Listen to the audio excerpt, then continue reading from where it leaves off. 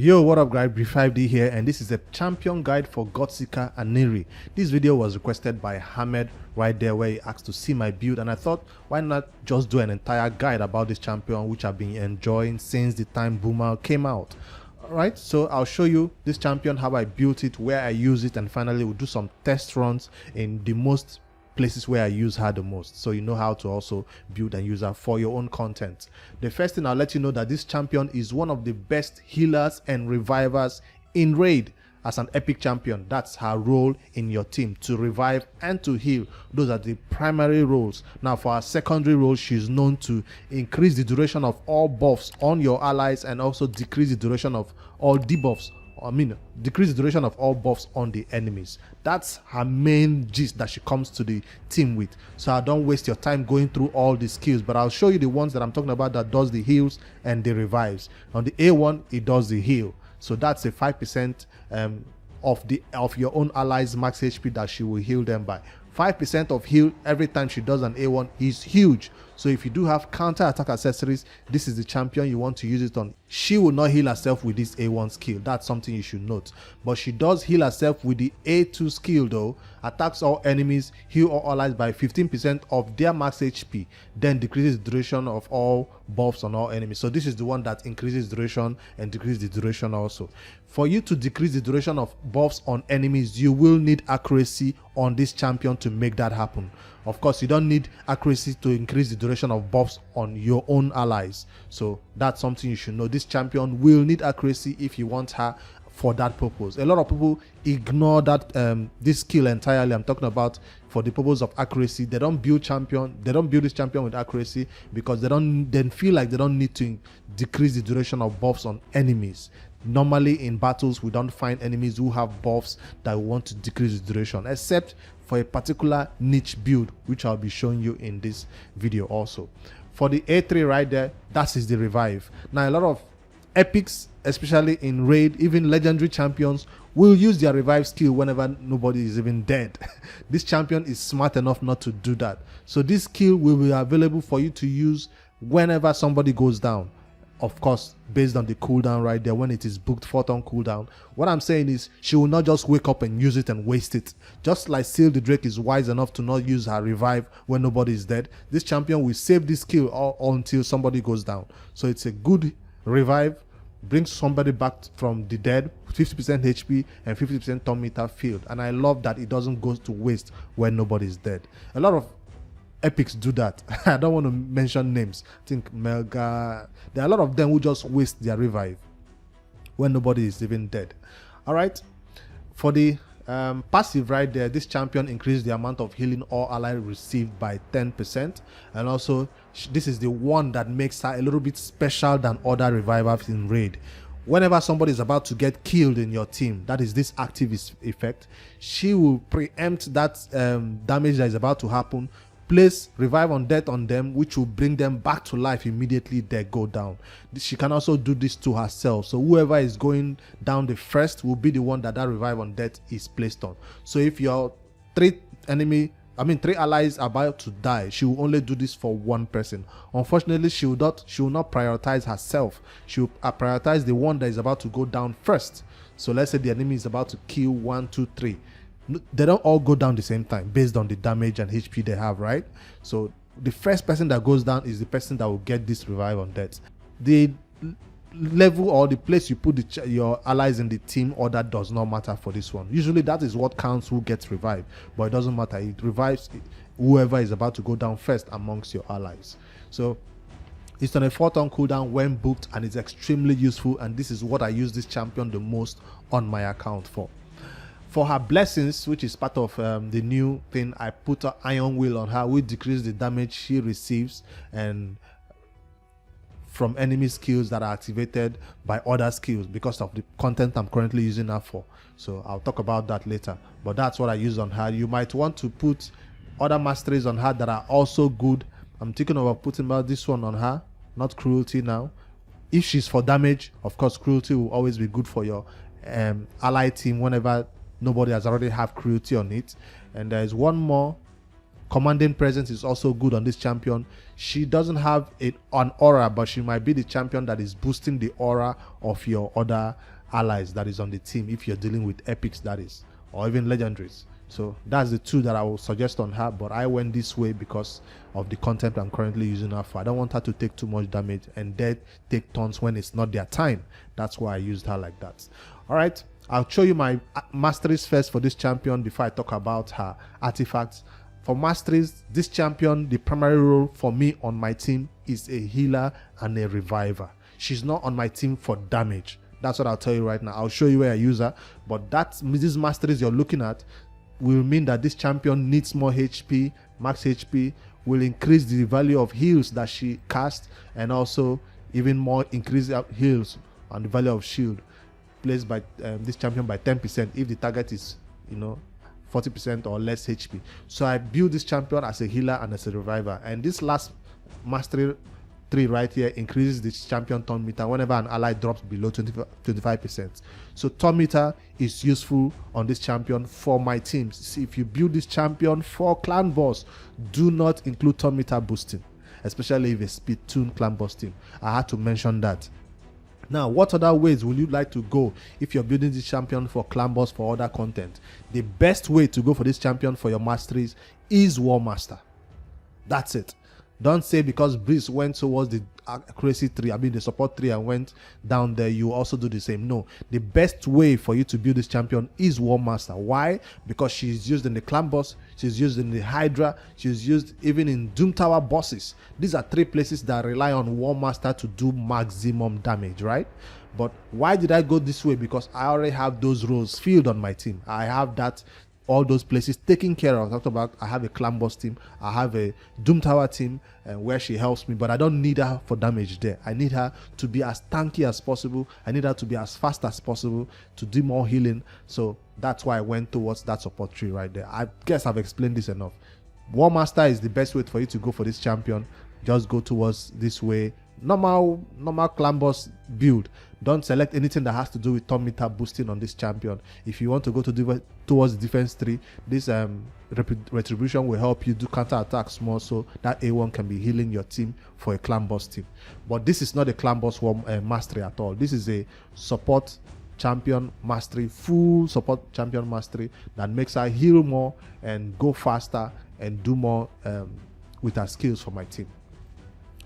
All right, for our artifacts on this team, I went towards what do you call it, this set now? Regeneration set. This is the best set for this champion. I'm not the first who is using it. Every time I've seen this champion used, she's always in a regen set or immortal set or retaliation set. No, well, I've not seen her being used in retaliation set. Speed sets, if you're new to raid and you don't have all these big sets I'm talking about that is obtainable from the what do you call it now, the Fire Knight, you might want to just go for good old speed set. You want this champion to be fast. That is our #1 priority, speed. When you're building this champion, once you have the speed down, then you begin to talk about making her survive, HP and defense. This champion is based on defense, so it will be easy to make her defense really high on your team. So speed set is one that I would recommend for newer players who are coming into raid. And of course, since at the same time when you come into raid, now you can begin to obtain this set that is obtainable from Faction Wars Resilient set. It's awesome because it adds defense and HP to this champion, which can also help you get some speed substat if you can get 2 speed set and this 4-piece set right here. You need this champion to be tanky. You need this champion to not be so squishy to go down first, because she needs to be doing this healing and be annoying in the team. So another set that I would recommend for this champion, if you can make it happen, is this Relentless set. You can never go wrong with Relentless set on a champion like this, especially on revivers, because the more turns they take, the more healing they can do for your ally team, and of course the more their skills, especially that death on revive, will be available fast enough so that whenever somebody goes down, it's always available as a passive, and the active one will also be available. So Relentless set is viable on this champion if you do not have a good regeneration set to have on her. Why do we put regen set on her? Because if you have her full max HP at all times, she'll be extremely difficult to kill, right? Whenever she takes a turn, she's full max HP again, and that will keep her alive to be doing her revive and her heals for your team. So you don't want her to be the first to go down, because that means your run will fail when she no longer can do her revive on your allies. Stalwart set is good for her. Reflex set is also one that is maybe considerable, and that's all I can think of for this champion. Bloodthirst Guardian, nah, she doesn't really take that much damage. She will go down. Stone Skin, maybe if you're kind of crazy about the arena. I've seen some Stone Skin Godseekers who can just be annoying to deal with. All right, but that's not a recommended one. So that's how I build this champion. I try to prioritize defense on this champion. Defense and HP is what I'm looking for. Right there, you see me putting defense, and you need speed. And if you check right there, I did, is it accuracy or HP? More HP. I did not put accuracy banner right there because I have enough accuracy on my substats. But if you want accuracy on this champion, you can do that, because that will determine whether you can decrease the duration of buffs on the enemies or not. So here I went HP. So why did I put so much HP on this champion is because I already have like 3k defense, or almost 4k defense right there, which is recommended, and 60k HP is also recommended, at least for an end game build. If you're new to raid, obviously you can't meet these numbers. 36k, 40k HP is fine, 2k defense is fine. Whatever you can reach on this champion, make it happen. This champion does not need attack at all, so don't try to build attack on this champion. She will not benefit from it. What about crit rate and crit damage? If you're building this champion for Clan Boss, every bit of damage counts. You might want to go as high as 80%, 90% crit rate before you add some crit damage right there on your Clan Boss builds and also on your Hydra builds. I didn't build it like that because I don't use this champion for those content. I didn't build that for those contents. So if I wanted that to be my Clan Boss champion and my Hydra damage dealer and support champion, I will put crit rate and crit damage on this champion, including War Master. But she's not doing that role for me. That's why I don't have crit rate on her at all. For the content I'm going to be showing her, I don't even want her doing damage. That's why I did not put War Master. But I managed to put 241 accuracy right there, which is enough accuracy for her to decrease the duration of buffs on most enemies in Doom Tower or even Hydra heads. Yes, when they steal your buffs, you can decrease the duration of those buffs on them when they spread it also. I managed to squeeze in a little bit of resistance. Maybe this would be good for her, especially if you have a champion who is boosting your resistance extra. But that's not important. But the most important thing right here out of all these stats is the speed. 267 is one that I prioritized. Yes, I try to go far above 200 on this champion because she needs to be the fastest on my team, to be hard to kill, be doing a lot of healing, and just difficult to deal with basically in the team. So that's my total stats. If you cannot miss this stats, no problem, do as much as you can. Now it's time for me to show this champion in content where I use her the most. The first piece of content I'll show you where I use this champion was Doom Tower. That's the main reason I built this champion originally at the first time. So what team did I build her for? I built her for this damn Bommal boss on Doom Tower hard. I'm not going to do the run. I'll show you the run where you can watch the full video, but I'll show you the team that made that possible, because it's a team full of healers and revive. Did I delete that team? Where is it? Godseeker, Bommal team. That's it right there. So this is the Bommal team that make it happen. HP burn is the main way I do damage in Bommal, right? Right there with what's his name? Geo. And then she's there to do healing. Brogni is there. Heal reduction is required. And this is how I was able to beat Bommal. You might want to bring double vogots. You might want to bring in maybe what's her name, to cleanse that debuffs that the blessing places on us. And I'll put the run right there. Check out that video how I beat Bommal 90. Is it 90? Is this floor 90? Yes, it is floor 90 on hard Doom Tower. That's the main reason why I built this champion, and she was there to bring back anybody that goes down from the dead. So she really helped as my main source of revive. I would say she's a better reviver than Seal the Drake. But is she a better healer than Seal the Drake too? Yes. But where Seal the Drake, surpasses this champion is in terms of the control, the CC, the stun that Seal the Drake brings to the team. So that's where I think Seal the Drake kind of, one-ups are. But it's not a fair one to compare a epic champion to a legendary champion, I know, especially when one is free and one is hardly obtainable from a void shard. So that's the main piece of content where I build this champion for that Bommal boss. I've linked that video for you if you want to check that out. Now the next content I'll show you, if you don't know what this champion does, is in the newest part of the Iron Twins fortress. She was the champion that helped me keep my team alive, especially in the early stages when we were all trying to figure it out. I did not have block damage like this then. I was trying to do it with just defense, and people were going down, and she was bringing them back to life. Now with block damage, nobody goes down anymore. So I don't think she's even needed in this team. But there's something else she does. She increased the duration of that what do you call it now, increased accuracy that I have on my champions. So this is a team that I've been using on almost every floor of or every, what do you call it, affinity of this Iron Twins fortress. And this team works with Godseeker as my main champion, who is able to revive anybody that goes down. But now that I have block damage, I still say nobody goes down. But I'm just going to do the run and show you how it works, to see what else she brings to the team besides just a revive, because besides her revive, she has more to offer for your team. So I'll let you know that Godseeker starts the battle with that A2, right, that increases the duration of all debuff. But check out, I made her not use it. She'll start the battle with that A1 right here. Bam. So I did set presets for this champion to make sure that buffs are on all my allies before she will now increase the duration of the buffs. She's about to use it now. Now I expect her to use it. I'm waiting for her to use it.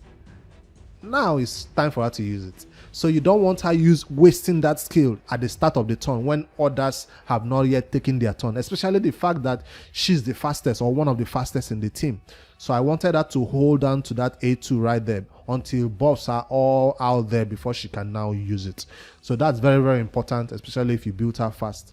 But if she's slow or she's the last to go on your team, you don't need to set that preset right there. That's something to note. Now, the increased accuracy that I have on my allies, she's there to increase it by an additional 1 turn. That's the main purpose she's there in the team. And she was the one who make all these allies right now full HP. Of course, I have Demeter right there, and block damage is helping me. But this is another reason why I did not want to build her for damage, because you can see what damage is doing. When you bring too much damage to this boss, it will cleanse the debuffs that you have placed on him, right?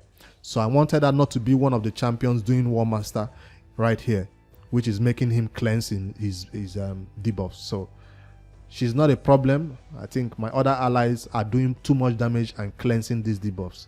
But I'm glad she's not one of the one that is doing it. So I'll show you one more piece of content where I use this champion after this run ends. So let's just fast forward to the end and see how it goes.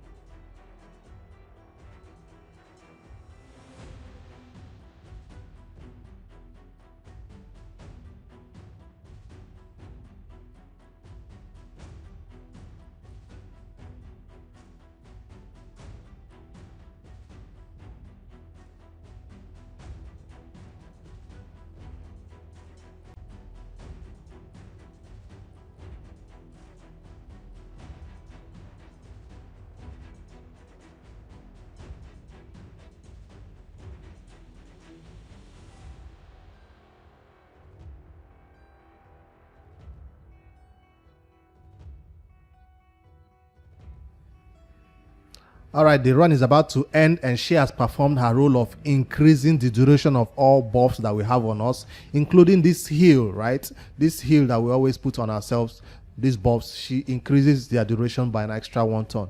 The increased defense, the increased speed, everything gets increased by 1 turn, which means that they will be available by the time we need them again. So she just add an extra turn to them, and that's my Iron Fortress team, where she's the second most important champion. The first most important is the block damage, or the first most important might be even what's his name, Geomancer. Now I intend to build a team surrounding and what's her name, Godseeker, where I use only poisoners, right?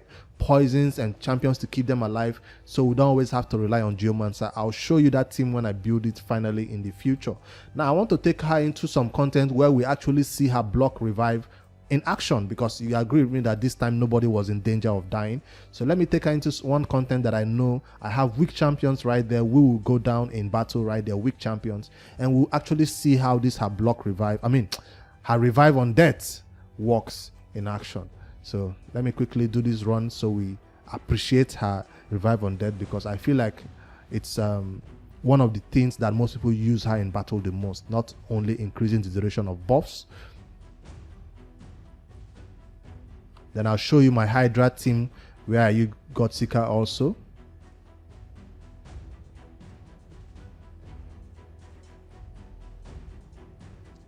Are we not going to see it in action here too? I don't want to nuke them. Let me do A1 instead. I really want them to take a turn.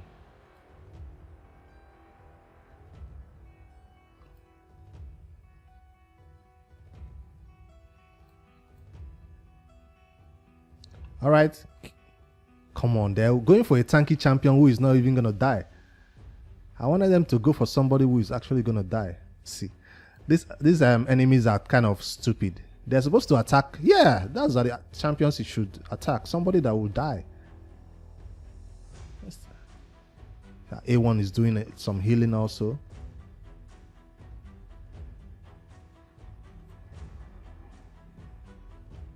Kill somebody. How hard is it to kill somebody?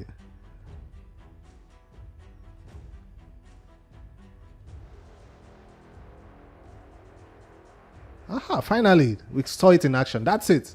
That's all I wanted to show, that when somebody goes down, it just procs. And guess what? If there are two people who died, I still have this one right here to use, another revive. So this champion does not only revive one person, she has the ability to revive two allies, unlike most epics who can only revive one, although there are epics who can revive AoE also, but they cannot save that revive until the right time when you use it. See, both an active revive and a passive revive right there. That's all I wanted to show in this video. Now let's take her into the Hydra, and I'm not going to do a full Hydra run, but I'll just show you what she brings to that team.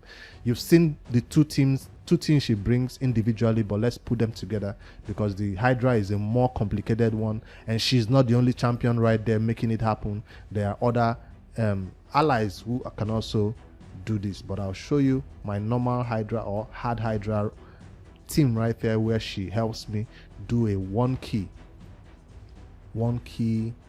on this team right here. So Godseeker is in that team, and all I needed to do is provoke that head by the left hand side, and I just go all the way until it ends. So my, what's his name, Geo, is the main champion that does damage in this entire team, because he has reflex set that allows him to place that HP bomb repeatedly on all the heads, and they just end up killing themselves with the damage. So it's not a well speed tuned one. I'm just putting her here as the main champion that keeps my team alive in terms of revive if anybody goes down. And of course, we have in the lead right there a champion who blocks damage, so I don't take too much damage. So that's how I use Godseeker in this team.